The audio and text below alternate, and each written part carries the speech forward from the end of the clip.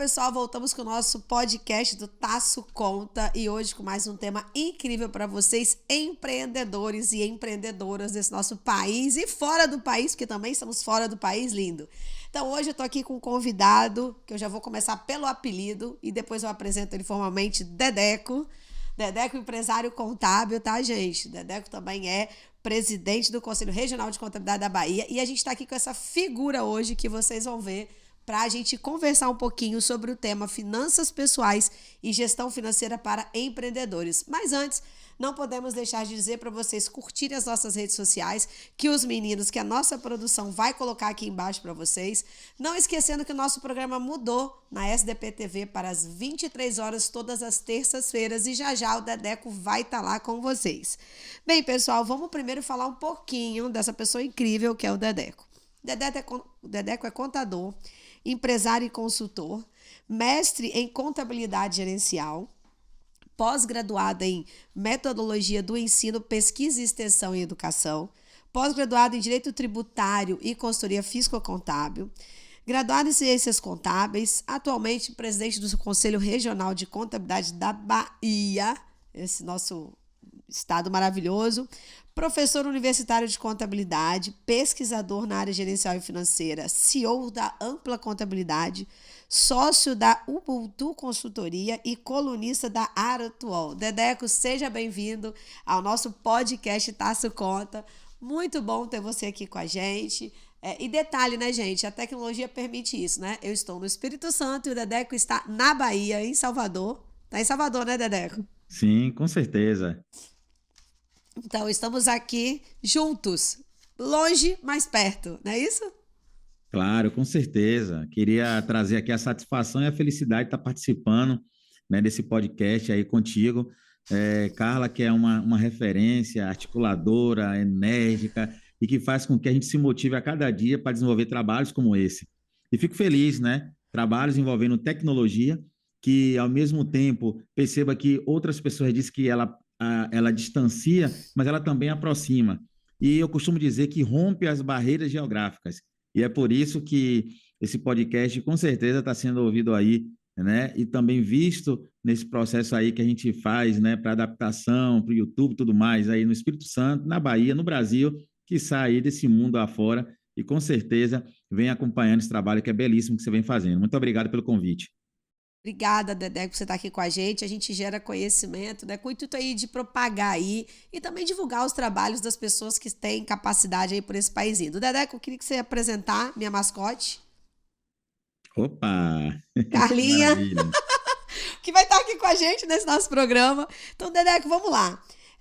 A gente está falando de empreendedorismo, né? A gente tem vários programas aqui de empreendedorismo, falamos com vários empreendedores.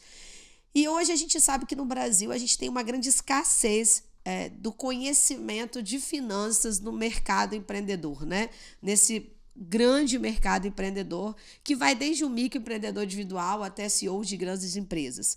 Então, diante dessa falta de conhecimento, como que ficam, né, as finanças das empresas? Como que ficam as finanças pessoais misturadas com essas finanças aí? Qual a sua opinião sobre isso?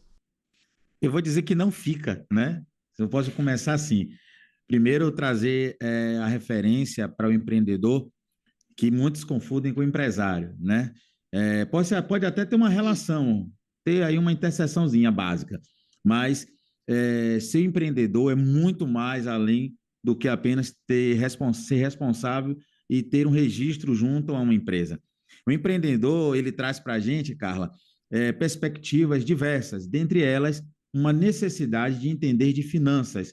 Não estou dizendo que é exatamente a vida dele vai ser as finanças, mas quando ele entende, mesmo que um terceiro acompanhe esse processo, facilita no formato para que ele possa tomar as decisões e ter encaminhamentos mais assertivos para o sucesso.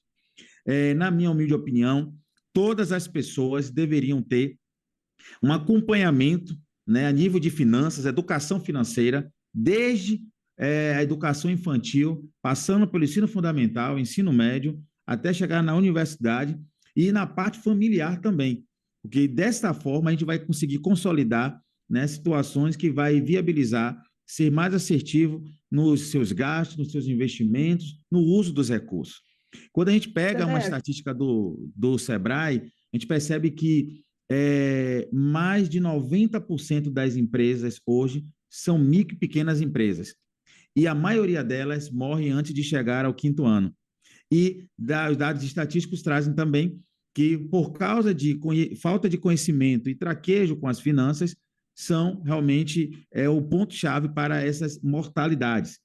E se a gente perceber que a maioria dos micro e pequenos empresários não contratam pessoas ou não desenvolvem um trabalho focado nas finanças, eles levam não as finanças empresariais, e sim as finanças pessoais para esse processo. Essa mistura, tomada de decisões. Então, como ele não foi preparado, ele leva para as empresas como se fosse a pessoa física. E olhe que eu não estou falando aqui de misturar as contas, que aí já é uma outra situação, de pegar o dinheiro dele, botar na empresa, da empresa botar no dinheiro dele. Eu estou falando da filosofia das decisões. O que eu tomaria de decisão como conceito pessoa mesmo, física? né? Isso. O que eu tomaria de pessoa física como decisão, eu levo para a empresa sem pensar na pessoa jurídica, eu penso na pessoa física. E isso faz com que haja desconfortos nos resultados e possivelmente as decisões muito equivocadas, porque você não tem uma experiência, não tem uma preparação e quando vai tomar as decisões, leva a sua experiência que não é aquela que precisava ter para que você pudesse ser mais assertivo. Dedeco, você falou um ponto muito positivo sobre essa questão do ensino, né, do estudo. A gente não tem esse ensino, mas outros países faz parte do ensino da criança, né? Então, assim como a gente não tem nos nossos estudos economia, a gente não tem nos nossos estudos política, né? Então, a pessoa para entender de política, para entender de como funciona, ela tem que só se candidatando ou vendo televisão, né? A gente não tem isso na nossa formação. E já países de primeiro mundo têm. Eu acho que isso também é uma grande diferença, que é o ponto da educação. Então, não existe curso para ser empreendedor, né? Aí a gente vê muito empresários, donos de empresa, o que não é ser empreendedor, não é fazer gestão efetivamente.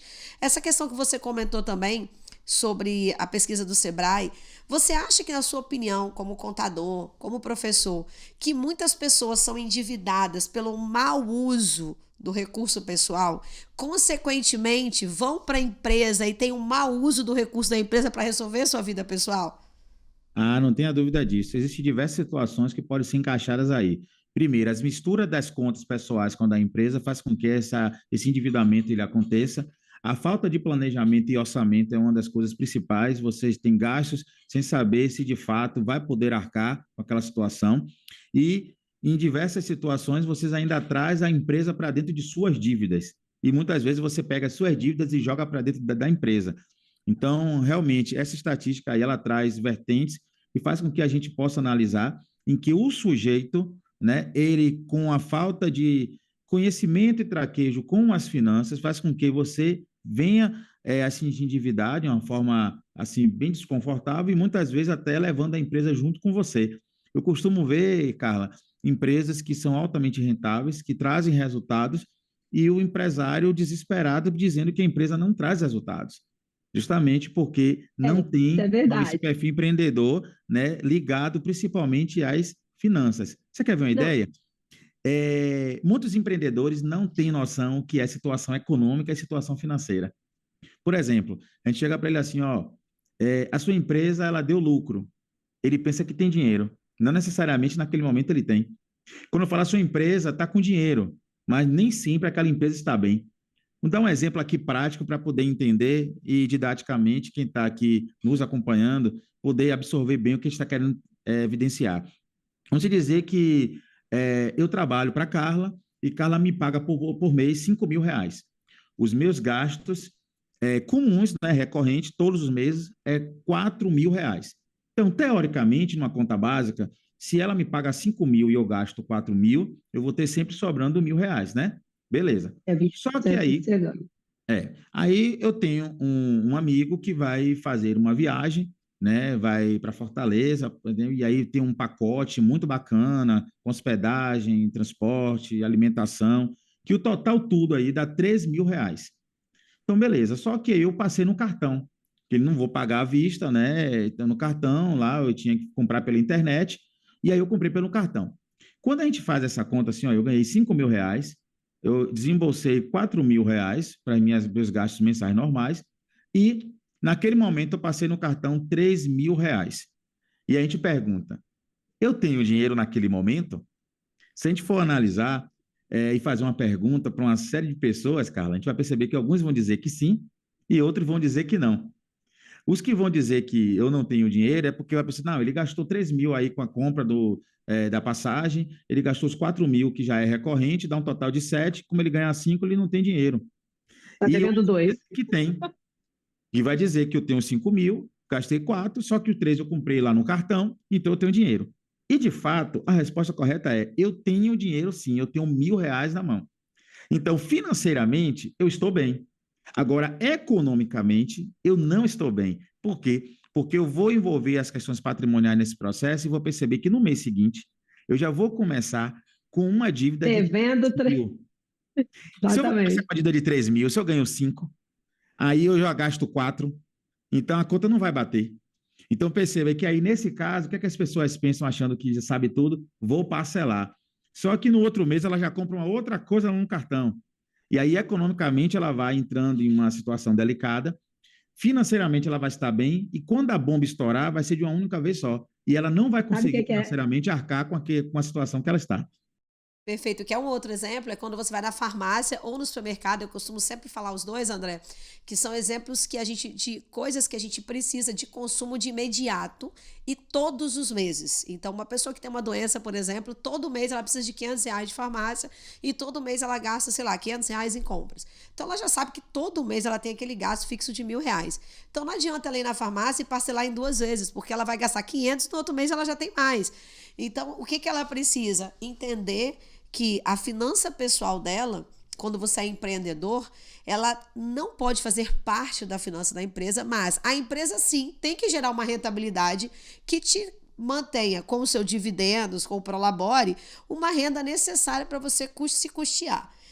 O que eu acho que eu gostaria de perguntar também é o seguinte: essa ausência de técnica, levando em consideração até o seu exemplo, e aí, claro, você falou aí de performance de empresa, de lucratividade, de diferença entre econômico e financeiro, que é muito difícil, gente. A gente falar isso para o empresário, que às vezes o empresário pega o relatório dele e fala: caramba, eu tenho dinheiro na conta, mas eu não tenho lucro. Na realidade, você pode ter tido ou você vai ter, né? Então, assim, a gente sempre fala: lucro é hoje, ou foi ontem, ou será amanhã, né? E isso vai te dar um resultado financeiro. Porque é muito comum nós, contadores, ouvirmos dos empreendedores de que a contabilidade está errada porque não representa a realidade dos fatos. Talvez sim, não represente pelo que o André falou. Por exemplo, se você vai comprar um veículo para você e coloca ele no nome da empresa, será que você usa ele realmente para a empresa? Ou você está usando de um artifício de pagar um valor menor ou de se enganar não tirando dinheiro do seu bolso, sendo que ele não sai direto do seu bolso, mas está saindo da empresa, porém é para você?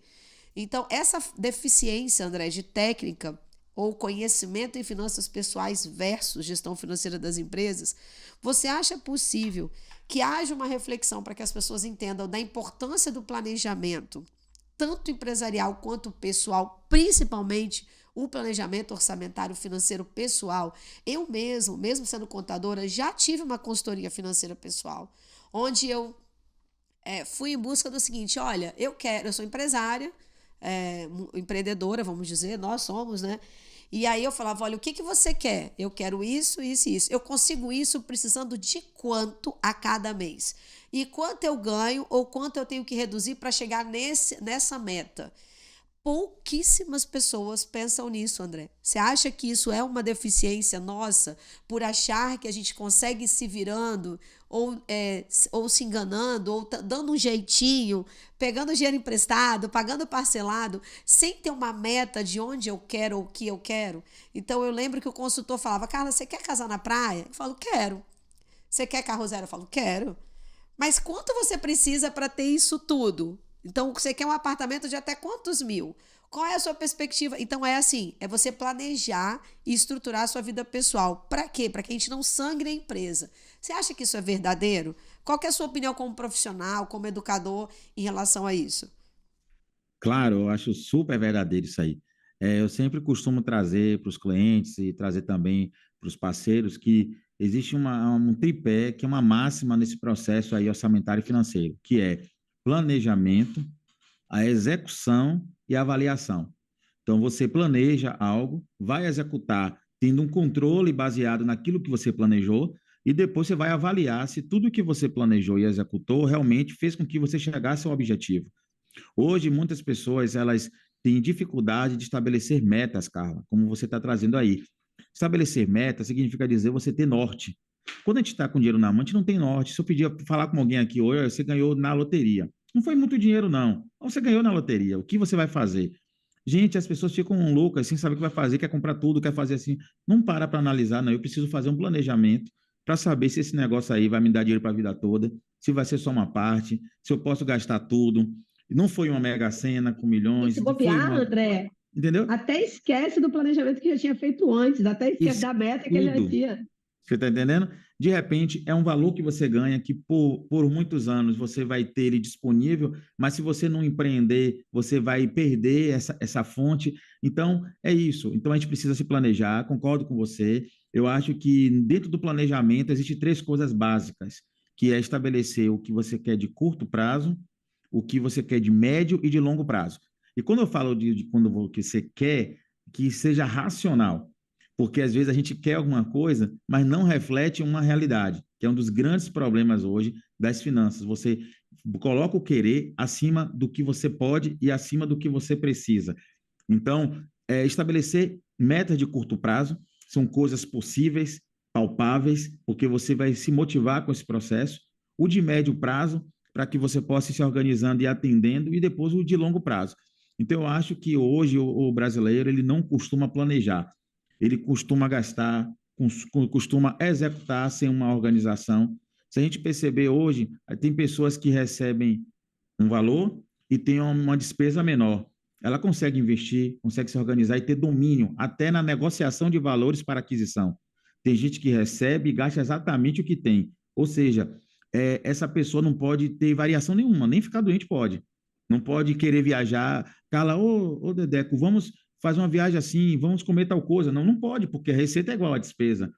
E quando a receita é menor do que a despesa, e isso é recorrente, é um problema Fundamento, né? gravíssimo. Ou você vai ter que cortar as despesas, ou você vai entrar em colapso. Ou você pode. Vou deixar você terminar, mas assim, só para não esquecer, ou você pode criar alternativas. A gente já teve N podcasts aqui com pessoas, André, super humildes. E tivemos recente a tia Nelma, que vende milho na praia, tem 6 casas construídas, já viajou para o exterior e até hoje vende milho, ela gosta, ela falou da experiência dela. Então, você pode ter mais receitas se você sair da comodidade e criar alternativas. Conversamos com N pessoas aqui no Taço Conta, empreendedoras, mulheres, que eu sempre trago empreendedoras mulheres que vieram, são humildes, mas construíram um patrimônio muito maior que muita gente que teve médias empresas, entendeu? E são pessoas assim, ó, já trouxe ambulante aqui, que hoje vive ainda como ambulante, mas não tem um carrinho, tem 11. Entendeu? Que construíram uma vida pautada ali no foco, na seriedade, criação dos filhos, etc. E queria aproveitar e fazer 2 perguntas, só para eu não deixar de passar esse trechinho que você falou. A primeira qual é o percentual ideal que você acha, considerando tudo que você já viveu aí com as pessoas, com os empreendedores que você atende, que você tem que guardar da sua receita? Esse é um primeiro ponto. Claro, levando em consideração metas e tudo, mas principalmente no que você acabou de dizer, né? Você não pode ficar doente. Você não pode planejar nada porque você ganha igual que você gasta. Esse é um ponto. Segundo, você acha possível, quando você não tem... A gente produz pouco no Brasil, né? Por que eu sempre falo isso? Porque quantidade de horas de trabalho não significa produtividade. E a gente tem uma estabilidade quando a gente é CLT, diferente de quando você não é. Então, o foco aqui como empreendedor, a gente não tem estabilidade. E por isso que a gente tem capacidade de angariar mais, né? Porque você tem flexibilidade. Como que você enxerga essa relação do valor que você, André, acha ideal que eu tenho que guardar e a flexibilidade que eu tenho em sendo empreendedor de ter mais, angariar mais, para que as finanças pessoais e empresariais estejam equilibradas? É uma pergunta muito interessante, inclusive eu já me debrucei bastante com relação a isso, até porque é uma responsabilidade muito grande você trazer percentual, números, mas e a gente tem que evidenciar algumas estatísticas, dados, mas não é uma receita de bolo, tá? É uma indicação, até porque existem formas diferentes, né, de recursos Por exemplo, eu posso ter Carla hoje que trabalha para comprar alimentação e pagar as contas e não sobra exatamente nada para ela. Então, ela tem uma opção, ela vai guardar e ficar com fome. Então, assim, é algo que tem que ser repensado. Como tem outras pessoas que recebem um valor considerável e gasta muito com lazer, muito. Eu digo, pô, lazer é algo que eu posso fazer um recorte, posso dar uma diminuída e tudo mais. A indicação que a gente tem com as pesquisas é que 20% da nossa receita ela possa ser direcionada justamente para uma poupança, para um investimento, a fim, não porque existe uma regra, e sim porque você pode utilizar esse valor no momento que você necessitar, até numa situação mesmo de lazer, uma situação mesmo necessária de saúde, você ter o poder de decisão, ter o poder de fazer a coisa sem se endividar. Agora, eu só consigo 10%, porque aí você precisa ver também a relação custo-benefício. Uma coisa é você ter um casal, por exemplo, com um filho, e a renda familiar é R$ 3.000. Outra coisa é você ter um casal com um filho, e a renda familiar dele é um salário mínimo. Então, perceba que, nesse momento, as condições precisam ser mais adequadas, quem ganha mais, quem ganha menos, morar, alimentação, tudo isso. Agora, o 20% é uma indicação. E, por exemplo, o Will Smith mesmo traz uma situação bem interessante, cara que traz umas frases bem bacanas. Ele traz o seguinte, ele diz que muitas pessoas gastam dinheiro, Carla, que não ganham, que não ganharam ainda, dinheiro que não tem, comprando coisas que não precisam para impressionar as pessoas que não gostam.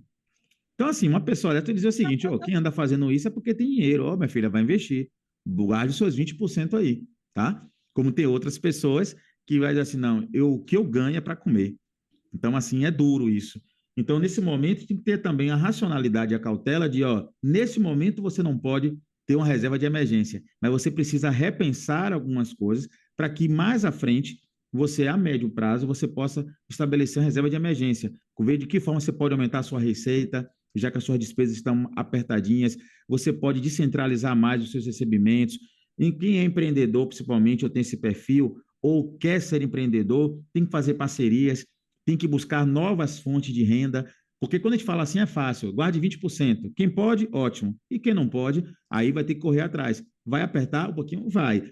Mas o principal é que você possa, em algum momento, não deixar de fazer uma reserva, porque para que você possa ter domínio dos seus gastos e, principalmente, Carla, das nossas decisões. É tão ruim quando a gente trabalha, quando a gente se esforça, gasta energia e não consegue ter um poder sobre as nossas decisões. Quantas pessoas trabalham o mês todo, recebem o salário e paga tudo de cartão e fica vivendo para poder pagar no outro mês, novamente, quando receber? E é assim, e os juros do cartão é alto, né? Isso é um outro. Você falou num ponto aí muito interessante. A gente está falando de gestão financeira, de finanças pessoais, entre pessoas e empresas, né? Empreendedores. E essa necessidade de segregação, de separação.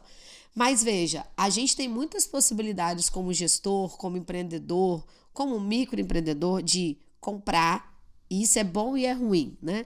De comprar, de pagar, de vender e de receber. Então, esse equilíbrio, né, André? E eu sempre falo aqui nos meus podcasts, sempre falo nos programas da TV, eu sempre falo, gente, a gente tem profissionais de área especializados para te ajudar. Então, eu entrevistei aqui, André, pessoas que mencionaram muito o Sebrae, que, tipo assim, que foram consultorias que ajudaram muito ele, que são consultorias a um preço menor e que alavancam aí N negócios, sabe? E você tem o contador que pode te ajudar, que pode ser seu braço direito, alguém para te explicar, para te orientar. Por que as pessoas têm tanta dificuldade em procurar um profissional capacitado a ensinar, primeira coisa, a orientar, e até receio disso? Por que, na sua visão de empresário contábil, o que você acha que leva esse distanciamento? Esse distanciamento muitas vezes também se dá por uma questão emocional, viu? Essa questão pessoal, ela é muito forte nesse processo, porque, primeiro, tem pessoas que vão empreender e se acham o dono da verdade. A gente tem que ter a humildade também de entender que a gente Verdade, Cat, precisa, verdade. né, conhecer o processo e entender que tem pessoas que podem colaborar com isso. E não tem coisa melhor que nesse efeito colaborativo a gente perceba pessoas que possam nos ajudar a alavancar a nossa empresa. Tem uma parte emocional, a gente costuma tomar decisões buscando justificativas psicologicamente para os nossos gastos sem pensar em um todo. Quando a gente não pensa em um todo, a gente não entende que o contador é importante, a gente não entende que o administrador é importante, a gente não entende que tem colaborador que ele pode contribuir assim de forma muito extrema. Tem colaborador que pratica o intraempreendedorismo dentro das empresas, que isso é fantástico, ele toma como se fosse dele para poder trabalhar, e a gente muitas vezes não valoriza esse processo. E assim, eu vou te dar um exemplo aqui bem engraçado para vocês aí. Por exemplo, até com você mesmo, Carla. Vamos dizer que Carla vai viajar, vai vir aqui para Salvador, tá? E aí ela é toda organizadinha, o que é que ela faz? Ela planeja, aí ela pega compra as passagens, aí ela tem um dinheiro que vai trazer para gastar aqui, porque não vai vir sem nada, para comprar alguma coisinha. Tem um dinheiro extra, que ela já bota assim, se precisar um extrazinho, ela tem, e tem uma reserva de emergência. Essa reserva de emergência que ela tem lá, ela vai fazer assim, ó, como eu vou para Bahia, e eu possa ser que eu tenha alguma necessidade, o meu plano de saúde é só local, né, não amplia, eu vou levar essa reserva. É um dinheiro que eu tenho para pagar para a Dedeco, só que se eu vou pagar no final do mês, eu vou levar. Se eu precisar por alguma emergência, eu uso. Caso contrário, o dinheiro vai voltar, porque o dinheiro já está aqui guardadinho para ele. Carla veio para Bahia. Carla chega na Bahia, ela gastou o dinheiro normal e o extra, ela já virou um só. Beleza, gastou, mas já estava Foi o previsto. carnaval, gente. Tava com Carnaval, vários. estava previsto. Gente, Carla curtiu o carnaval todo aqui. No último dia, para vir embora, faltando um dia só, ela não tinha mais dinheiro, só tinha a reserva de emergência que estava lá, que ela só ia gastar se tivesse uma emergência. Gente, Carla já curtiu, já se divertiu, já comprou todos os brindezinhos para levar para casa, para o povo, para o pessoal da empresa, para os amigos. E ela ficou parada assim pensando: eu podia curtir mais um pouquinho hoje, né? Mas eu lembro da conversa com o Dedeco, que ele Vai falou que acontecer hoje? Nada. na verdade, aquela conversa com o Dedeco me ajudou, porque se eu já fiz tudo que tinha de fazer, agora é organizar para voltar amanhã em paz e feliz. Só que aí ela fica parada pensando assim, ó, peraí, mas esse dinheiro aqui é para pagar, já está comprometido. Mas é o seguinte, eu não venho aqui todo dia. Aí fica naquela coisa para gastar, mas depois, opa, não, esquece, lembrei da fala de Dedeco no podcast. Só que aí depois ela para e fica pensando assim, ó, peraí, eu trabalho tanto, eu mereço, né, esse presente. No momento que ela vai se empolgar, ela volta, porque eu lembro do podcast. Aí ela depois ela passa para refletir e vem novamente. Se ela for religiosa, o que é que ela vai dizer? Olha, se Deus me deu força para conseguir isso, vai me dar força para conseguir muito mais. Mas antes dela gastar, ela lembra do podcast. Só que aí, o que é que vai acontecer? Ela não foi sozinha, ela foi com uma amiga. E a amiga bate no ombro dela assim e fala assim: ah, minha filha, você morre e Ah, fica tudo aí. ah. Pronto.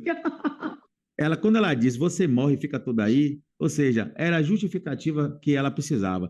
Então é isso, Carla. Essa parte emocional, nós gastamos muito, né, justamente pela impulsão. É por isso que as estratégias de vendas e de consumo hoje é uma loucura hoje no Brasil. Eu costumo Nossa, fazer, André, eu costumo muito fazer um legal isso que trabalho você falou. de consultoria nesse sentido, e aí eu percebo assim que eu não estou dizendo, eu não falo para as pessoas não gastarem. Eu sou muito tranquilo, digo assim, ó, se você for gastar e o negócio não for bom para você, você precisa saber que não é bom, porque a responsabilidade é sua. Não faça achando que, eu fui enganado, eu fui enganado. Terceirizando a culpa, terceirização da culpa. Isso, justamente. É. Então é Ó, isso, Carla. André, Eu queria fazer duas observações que não fui eu que fiz, na realidade foram duas pessoas que estiveram aqui no nosso podcast, o Tasso Conta. Uma foi o José Luiz Galvez, que é dono de uma construtora por administração aqui no estado, no Espírito Santo, que ele falou que ele usa o emocional das pessoas para vender, que você acabou de comentar. Ou seja, ele vende para as pessoas na emoção, ele usa o sentimento para vender, ele usa dentro do marketing dele isso, né? Então, e ele mencionou, o podcast dele é muito legal. Ele até citou exemplos, né? Então, você vai deixar para comprar depois, somente agora, porque depois se não tiver esse que você quer. E ele usa, a estratégia da empresa dele é a emoção, entendeu? Assim, é a área de lazer, é a diversão, é os filhos, é a família. Então, ele usa, é exatamente o que você está falando, as empresas usam isso. E a outra pessoa que esteve aqui foi a Dani Dornelas, maravilhosa, que ela fala da psicologia, né, junto da economia e das finanças pessoais. Como que tem interferência o seu estado de espírito para você gastar? E ela falou o seguinte: pessoas mais felizes, mais resolvidas emocionalmente, elas gastam menos.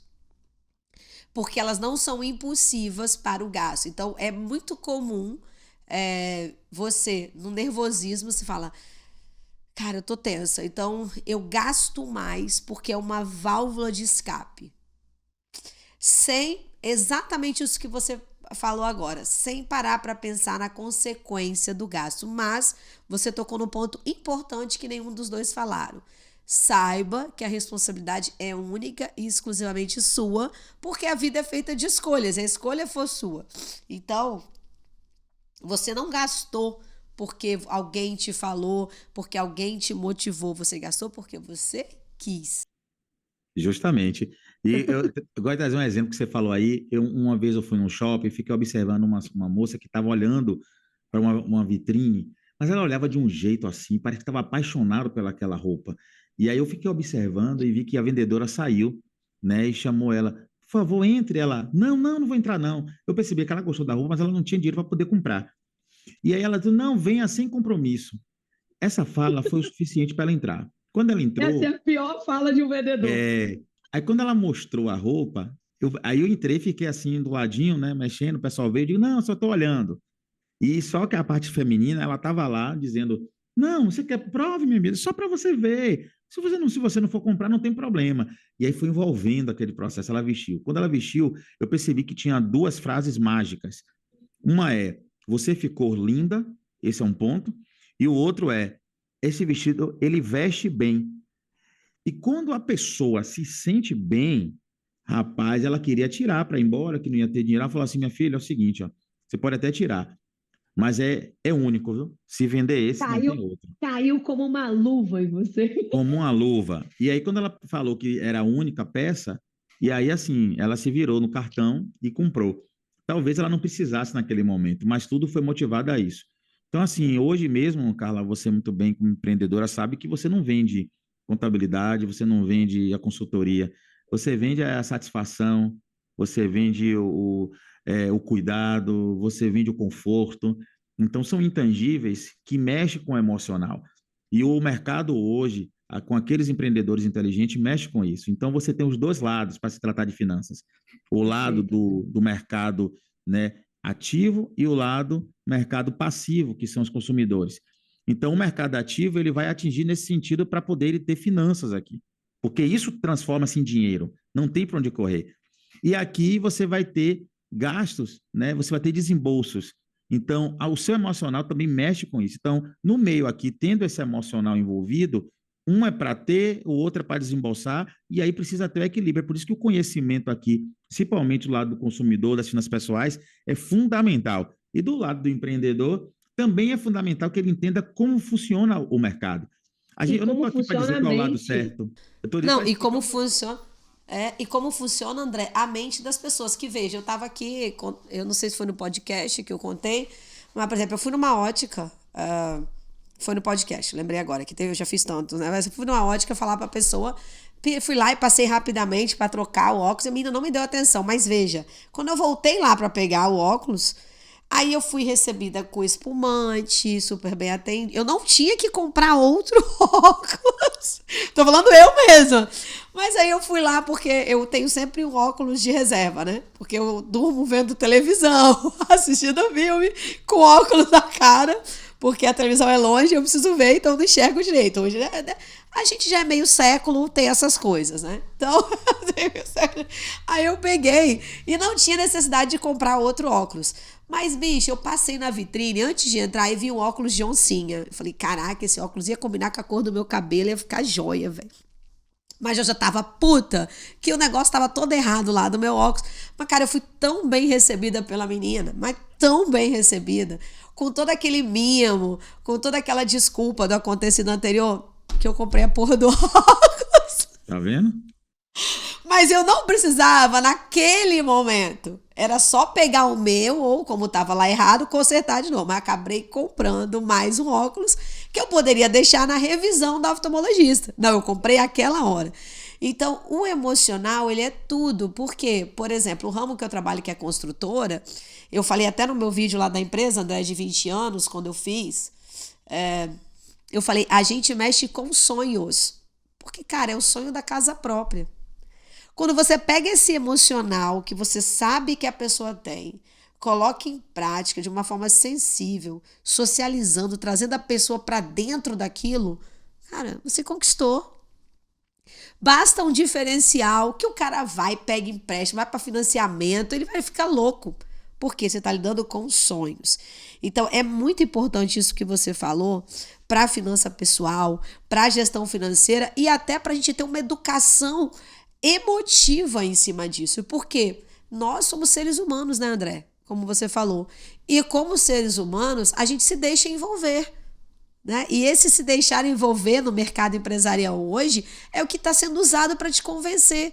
Porque qual a diferença de você comprar presencialmente? A gente teve um podcast assim também, de alguém da inovação, e você comprar pela internet. Eu, Carla, toda. Eu, Carla. Por quê? Eu quero provar a roupa, eu quero me ver na roupa. Aí, num dos podcasts, um menino da área de tecnologia falou: Carla, você sabia que tem lojas hoje que você vai lá na loja ou você em casa, você clica e se vê no espelho usando a roupa, sem estar provando a roupa de verdade, usando inteligência artificial. Então é como se aquilo eu estivesse vestindo, mas eu não estou com aquilo, entendeu? Mas eu estou me vestindo com aquilo artificialmente e me vendo. Por quê? Porque eu quero aumentar a minha venda online. Então é muito difícil a gente ter esse meio termo e muito legal você ter colocado essa questão da educação financeira. Muito legal você dizer da importância para a continuidade dos negócios. Porque também, André, não sei se você concorda e queria ouvir sua opinião também como profissional, se eu vou mal com a minha finança pessoal, a tendência é que eu também leve mal a minha empresa. Por quê? Porque se eu não tenho controle sobre o meu financeiro, como eu vou ter controle sobre o financeiro da empresa? Né? Então, é esse ponto. Qual que é a sua opinião também? E qual a sua sugestão para esses empreendedores, principalmente os pequenos? Você trouxe um negócio importante, né? Até baseado no quando a gente iniciou a nossa conversa aqui. Normalmente, quando o empreendedor ele não tem um traquejo com as finanças, não tem um histórico, uma experiência, ele vai levar aquilo para a empresa e, com certeza, as coisas não vão andar da forma que deveria estar, né? Agora, quando ele tem um equilíbrio, então perceba, se ele leva esse equilíbrio para a empresa, então com certeza ele não vai misturar as contas porque ele tem equilíbrio nesse processo. As decisões de forma racional, ele vai levar também de forma muito fria na situação. É como se fosse o seguinte: eu vou comprar 5 computadores para minha empresa, eu só preciso de 3. Por que eu vou comprar 5? Porque está na promoção. Aí será que vale a pena? Um negócio que vai depreciar, que você vai precisar comprar outro lá na frente. Então, são coisas que, se você tem um equilíbrio, você sabe fazer. A análise de custo-benefício ele é fundamental em tudo que você vai comprar. E interessante, o que a gente está falando aqui não é economizar dinheiro, não é gastar, para não confundir as coisas. Que às vezes Perfeito. você, na qualidade de empreendedor ou nas finanças pessoais, vai fazer algum tipo de investimento, seja qual for. Quando eu falo investimento, estou falando assim em renda variável, na adicional, que pode ser também, mas é você enxergar qual é o benefício que aquilo vai me trazer. O custo-benefício ele vale a pena, que às vezes você tem um desembolso de 2 hoje e que o benefício é de 1 ano. Às vezes você tem um desembolso de 3 que o benefício é de 5 anos. Então, essa relação Perfeito. custo-benefício é uma dica que a gente traz, porque faz com que o empreendedor ele comece a fazer mais análise antes de consumir qualquer coisa. Ele É precisa igual ser um seguro pouco de mais celular, né, frio. André? Hã? Seguro de celular, seguro de eletrodoméstico, eletrônico, né? Imagine. São coisas que a pessoa aproveita para poder vender e você sabe como é que as coisas funcionam. Então, a partir do momento que a gente se planeja, planejamento é tudo, isso vai funcionar. Então, o planejamento significa dizer você entender qual é a sua receita e quais as suas despesas e qual o risco que você tem. Muitas vezes você se compromete com pagamentos à frente sem ter a certeza de que a receita ela tem uma longevidade. Então, tem gente que anda no risco o tempo todo. Tem gente que faz uma despesa hoje, que essa despesa ela pode escalar, a depender do que seja. Quando você falou um débito de cartão, a gente pagar o mínimo do cartão é um negócio terrível, por falta de planejamento. Terrível, Gente, uma dívida terrível. de cartão de R$ 400 em um mês, se você ficar 3, 4 meses sem pagar, ele vai para mais de 1.000. Muito Então, assim, mais, juros oxe. compostos é um terror. Então, assim, eu acho, Carla, que nesse momento agora, o equilíbrio, né, com as finanças vai ajudar muito. Se você é equilibrado financeiramente, suas finanças pessoais, vai ajudar muito no seu empreendimento. Se você tem consciência, pelo menos, de que não consegue desenvolver bem a parte das finanças, Mas você, empreendedor, não deixe de empreender. Agora, traga pessoas que possam lhe ajudar nesse processo. É muito importante. Igual como a gente faz hoje. Tem profissionais da contabilidade hoje que têm dificuldade em implementar tecnologia na empresa. E hoje é um Perfeito, caminho que não tem mais volta. E eu digo, se você não tem dificuldade, não feche as portas. Busque alguém que possa lhe ajudar nesse processo. Quando perfeito. a gente, Parceiros, hoje, né, André? oi? Parceiros, né? Parceiros. Então, eu acho que hoje resultados tem como todo mundo alcançar. Agora, você buscar entender e saber que é importante, não quer dizer que você vai se tornar especialista em finanças. Não há necessidade disso. Mas você ter a maturidade de ter, de tudo que for ter gasto, planejamento, porque, lógica, tenho condição de pagar, tenho uma reserva, como posso fazer para poder melhorar? Você trazendo esses questionamentos, coisas que não vêm tranquilamente assim muitas pessoas, que essas coisas só vêm girando, girando, girando, realmente você pode chegar em situação desconfortável. Então, a ideia é essa, né? Planejamento, controle e avaliação sempre do que está se fazendo. E a forma que está Perfeito. sendo trabalhada hoje não necessariamente vai ser amanhã. Então, o seu cenário ele pode mudar e você vai se adequando à sua realidade. André, eu vou fazer mais uma perguntinha. Eu tenho mais duas ainda, tá? Que esse papo tá bom, mas vamos. Mas é assim, negócios sazonais. Então vamos pegar. Você vive num estado que tem uma época que dá. É um estado onde você tem uma capital muito turística, né? Salvador. Mas tem uma época do ano que isso, as receitas bombam, né? Então a gente tem assim atividades sazonais, né? Então quando a gente tem atividades que têm sazonalidade no mercado, nós tô numa gripe, sazonalidade no mercado, a gente pensa o seguinte: como que aquele empreendedor vai conseguir trabalhar com o mercado sazonal? Por exemplo, mercado de roupas de praia. Você não vende da mesma frequência o ano inteiro, né? Mercado de gelato, picolés, entendeu? Você tem no verão, você tem melhoria. O mercado das pessoas que são especializadas em, sei lá, vou dar outro exemplo, roupas de frio, que é um mercado que funciona muito bem de maio a agosto, né? Qual a dica que você dá para quem é empreendedor de produtos ou serviços que tem sazonalidade no mercado, para ele ter uma segurança ou uma boa gestão financeira nos seus empreendimentos? Bela pergunta. Eu tenho um Ah, empreendimento que é sazonal, né? Eu tenho uma empresa de curso de idiomas que ele, em um Eita, período, matricula, depois para, depois de vários meses que vai entrar de novo. E aí a gente fica também na perspectiva de que se o mercado de girar para o outro lado, a gente não ganha. E eu aprendi a lidar com isso, sabe com quem? Com um ambulante. É um ambulante aqui em Salvador, você falou de carnaval, onde tem períodos que eles vendem mais, aqui num período que tem o turismo, né?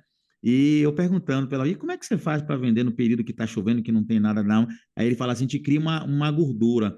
E tudo que eu procuro saber, eu procuro estudar o que a gente gasta todo mês, assim, não, todos os meses de forma igual. Foi assim que ele falou para mim, todos os meses de forma igual. Desse mesmo jeito que ele falou para mim.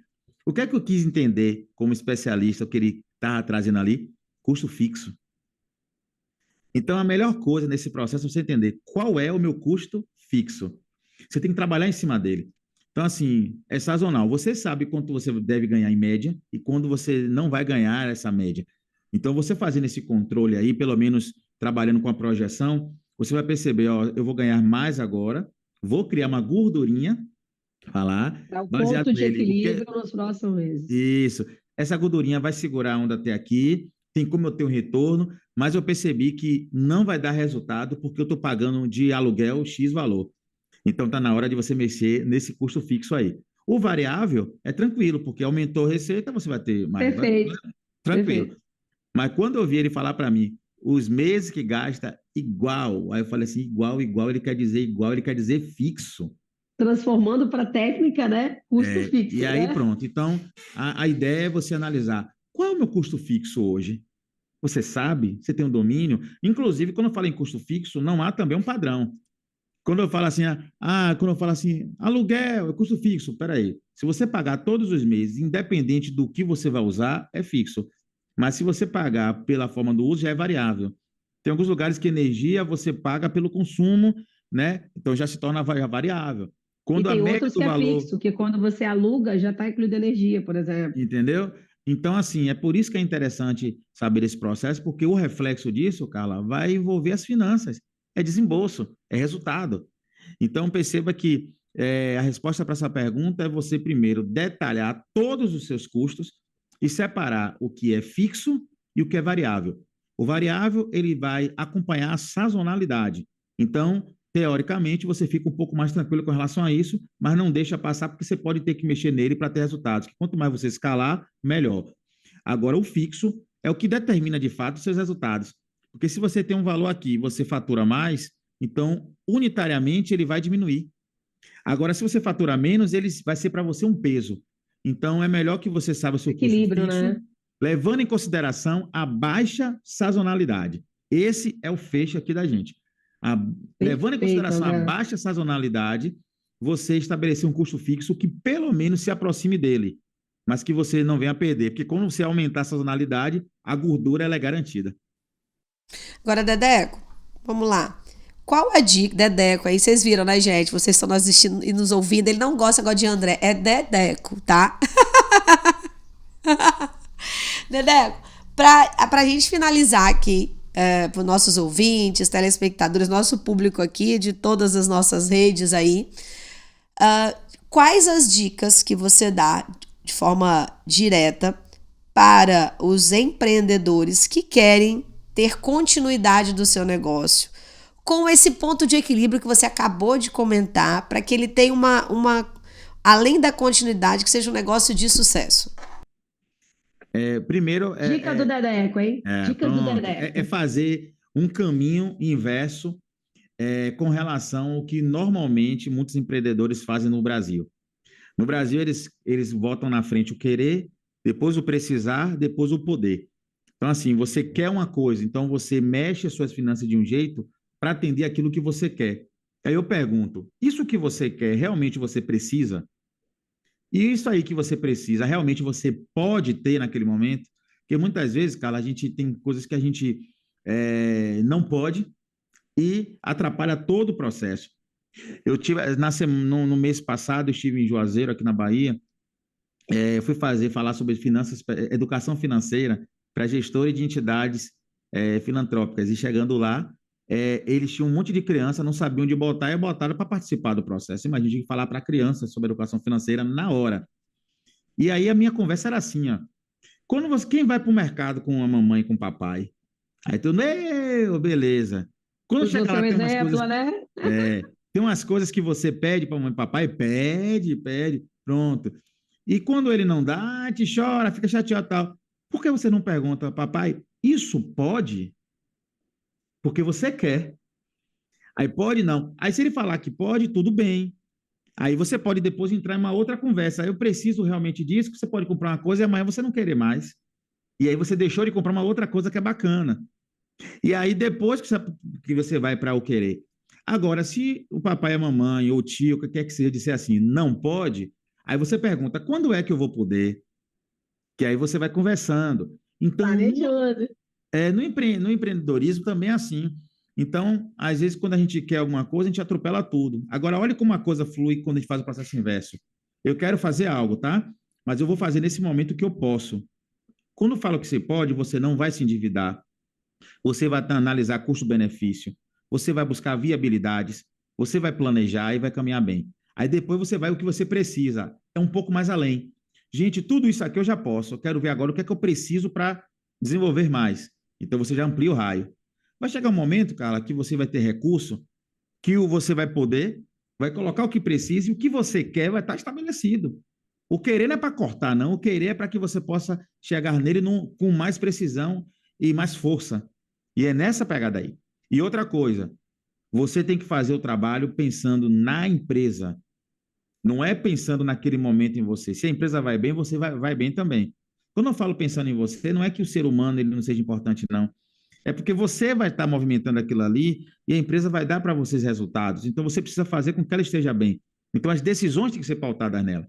E se você tiver dentro de você querendo impressionar as pessoas com o seu empreendimento e tudo mais, você não tem que impressionar ninguém. Você tem que fazer com que o cliente se apaixone pela sua empresa. O cliente ele adquira os serviços, adquira os produtos, ele consuma aquilo que está ali. É isso que você precisa. Então, Fidelizar, né, André? Para fidelizar, né? justamente, se você se enquadra enquanto pessoa física na máxima de Will Smith, Tá complicado. Ele falou que as pessoas compram coisas que não podem para impressionar as pessoas que não gostam, comprando coisas que não precisam. Então, se você tem isso dentro de você, infelizmente, você não vai conseguir estabelecer uma relação de poder, precisar e querer posteriormente. Então, é por isso que a gente vive um certo colapso. Porque hoje no Brasil, fazer empresa é difícil, porque uma carga tributária muito alta, uma carga de juros muito alta também. Você precisa ter um traquejo muito grande para poder driblar tudo isso. Hoje, muitas pessoas de sucesso elas descentralizam suas receitas, né? Elas se reinventam em todo um processo. Hoje, com a tecnologia, ela traz um marketing pessoal, um marketing digital, né? Você percebe que são várias alternativas para que você possa se manter bem estruturado. E tudo isso requer custo. É por isso que você tem que saber qual é a melhor relação custo-benefício. Então, a dica fica essa aí, Carla. Perfeito, Dedeco. Olha, foi muito bom, Dedeco, estar aqui com você. Você na Bahia, a gente aqui no Espírito Santo. Não queria deixar aquela polêmica natural e normal, mas não posso deixar de referendar a polêmica, ele já sabe o que eu vou falar. Não deixem de comer a moqueca capixaba e ensopado baiano. É que ela Não fala da podia moqueca, deixar. gente, aí aqui a gente bota o dendê. Quando a gente não bota o dendê aqui, a gente chama de ensopado. Aí eu fico todo confuso quando ela fala de moqueca. Eu penso que você bota o dendê, ela não bota, é uma confusão. Mas eu confesso que um dos melhores camarões que eu já comi em toda a minha vida foi no Espírito Santo, viu? Isso aí eu não Muito tenho como negar, obrigada, não. muito obrigada. Então, obrigada. Obrigada por você estar aqui no nosso podcast, nosso Taço Conta, né? Foi muito legal. Dedeco, fala aí suas redes sociais para esse povo aí que está nos assistindo, nos ouvindo.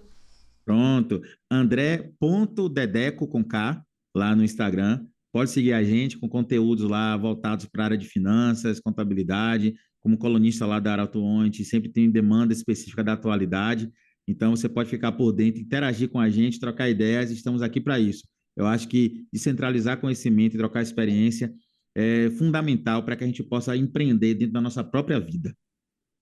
Perfeito, Cat. Obrigada. Gente, não deixem de curtir nossas redes sociais da Taço, né? Os meninos aqui da produção, da edição vão colocar aqui para vocês. E a gente se encontra toda terça-feira às 11 da noite no nosso podcast na rede SDP TV, uma rede de televisão streaming, e em todas as nossas redes sociais que os meninos vão colocar aqui o endereço: TikTok, YouTube, Instagram, Facebook, né? E Spotify. Então não deixe aí de curtir a gente, assistam o nosso podcast. Agora aí, dica do Dedeco. Beijo, amor.